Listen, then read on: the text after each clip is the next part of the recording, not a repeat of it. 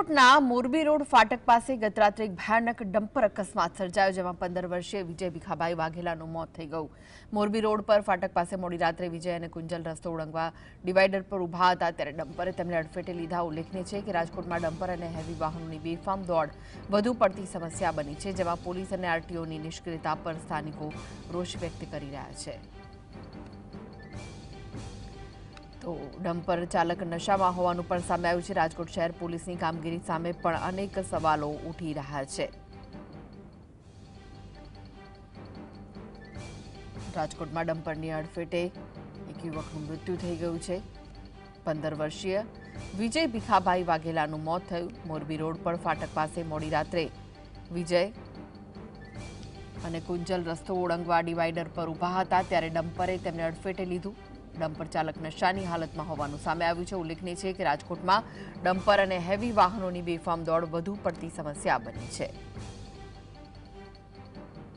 કે હું સામે કાંઠે ઓળખો જે સાપરાવાળી બેન હતા ને એની જોડે હું બેહી ગઈ, મારા સન 87 ઓશિતાના નીકળી ગયા એટલે ઓળકોની સાઈડ ટપવા ગયા હતા। સામેની સાઈડ ટપવા ગયા ને તો ઓળકો સીધ રોડમાંથી જ ખટારો ઉતાર્યો।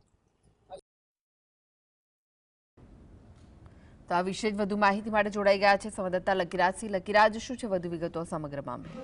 જે આપને જણાવી દઉં કે રાજકોટમાં ડમ્પર ચાલકો છે તે બેફામ બન્યા છે। છેલ્લા 5 દિવસમાં જે ડમ્પર ચાલકોના અલગ અલગ બનાવો છે તે પ્રકાશમાં આવ્યા છે। ગત સપ્તાહની વાત કરવામાં આવે તો રાજકોટના મનહરપુરા વિસ્તારમાં જે વીજપોલ તોડી નાખ્યા હતા અને ભયંકર અકસ્માત સર્જ્યો હતો, તેની પહેલા જે કોઠારિયા રોડમાં એક યુવકનું મોત છે તે જે થઈ ચૂક્યું હતું અકસ્માતમાં ડમ્પર ચાલકના કારણે।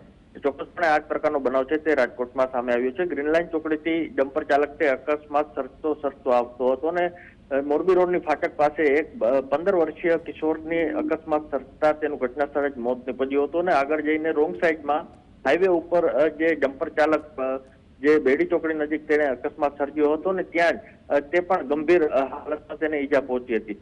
જે સ્થાનિકોનું કહેવું છે કે ડમ્પર ચાલક છે તે પીધેલી હાલતમાં જોવા મળ્યો હતો। હાલ તો સમગ્ર મામલે પોલીસ દ્વારા તપાસ છે તે હાથ કે રાજકોટ શહેરની ટ્રાફિક પોલીસ અને જે આરટીઓની ક્યાંક ને ક્યાંક કામગીરી અહીં ખુલ્લી પડી છે, કારણ કે બેફામ જે ડમ્પર ચાલકો છે તે નંબર પ્લેટ જે ડમ્પર લઈને નીકળતા હોય છે અને બેફામ રીતે હકારતા હોય છે।